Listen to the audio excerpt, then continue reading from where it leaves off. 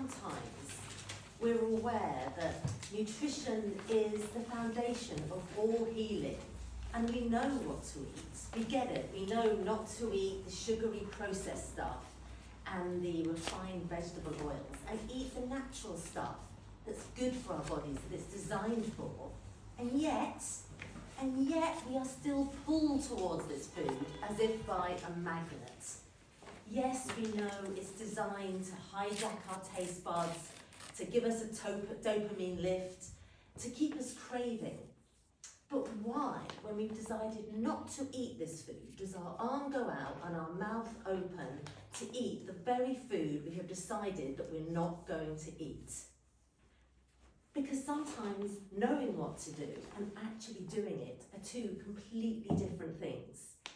We eat for so many reasons. We eat when we're upset, when we're angry, when we're lonely, just to numb and push down these feelings.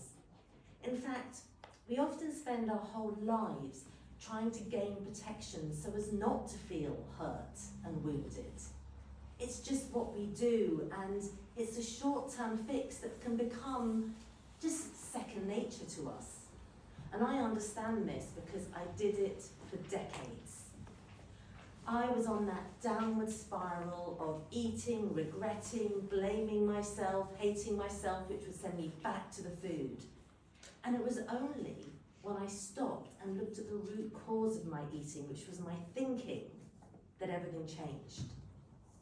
So it's time to be the driver of your own life, not be in the passenger seat, and have a look at the thoughts, the beliefs, and the feelings that are going on with us. So to do this, I'm going to introduce the PEACE method.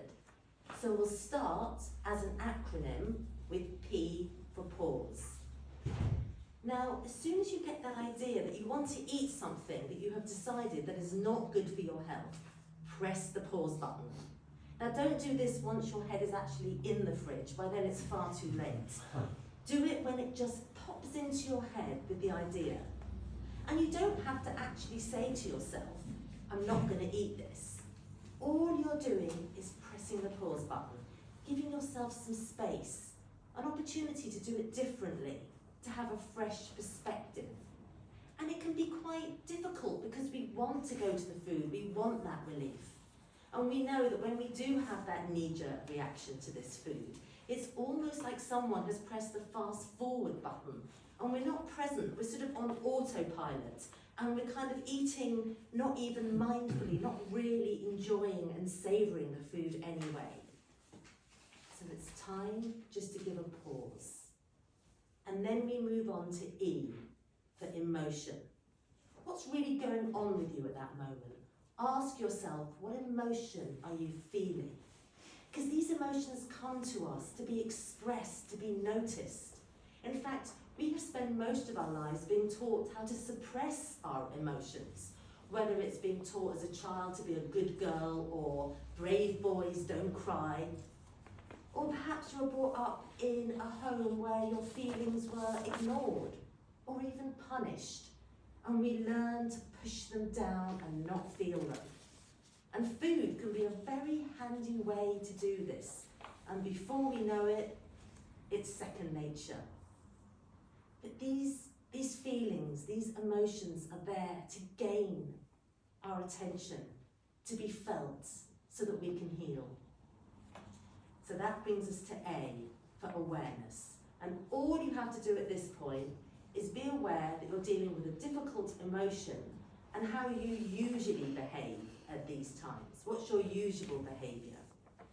And just by having this awareness of how you usually operate, you're stepping outside yourself. You're almost becoming like an impartial observer, and that takes you out of the whirlwind of the moment. So, just by having this awareness, takes you to choices, which is C, to choose.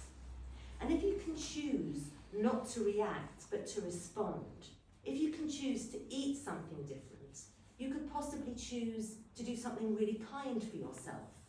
So you've got a ready list to do instead of go for the food. something that brings you joy, something that connects you to other people, or something that relaxes you. It could be picking up the phone and calling a friend.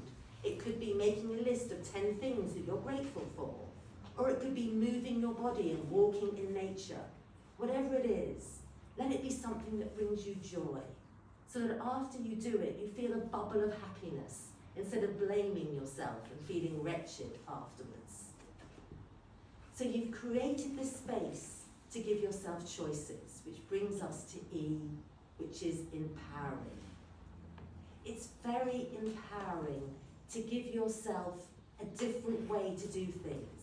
So instead of being at the mercy of your emotions with your reactions and your knee-jerk reactions, you're thoughtfully being able to respond, which is so powerful. To do it in alignment with your choices for your health, for your body, for your life. And if you do choose to go ahead and eat that food, well, you've proved that you can do something different. You've proved that you can connect to how you're feeling. You can prove to yourself that you can wait a few minutes before you do that. And if you can wait a few minutes, you can do 10 minutes next time. You can extend that time. You're beginning to make empowering choices that are best for you.